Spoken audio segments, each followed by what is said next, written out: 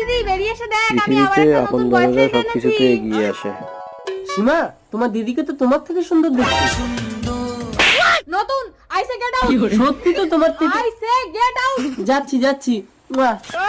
Seema don't touch me. তুই আমাকে মারলি বোন। ছোটবেলায় বাবা মা মরে যাওয়ার পর আমি তোকে কোলে করে মানুষ করেছি। ও ওই জন্য যত ছেলে লাইন করে আনি তুই তো রূপ দেখিয়ে তাদের পটিয়ে নিস। কি বলিস বোন? তুই আমার সীমা হলে আমি তোর রেখা। ঠিক আছে তাহলে আজ থেকে তুই আমার জন্য সারা মুখে কালি মেখে কালো কুৎসিত ছেলে থাকবি।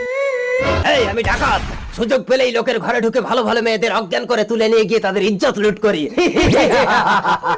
তুমি আমার বোনকে ছেড়ে দাও, তুমি আমাকে তুলে নিয়ে যাও। না, আমি কালো কুৎসিত মেয়েদের পছন্দ করি না।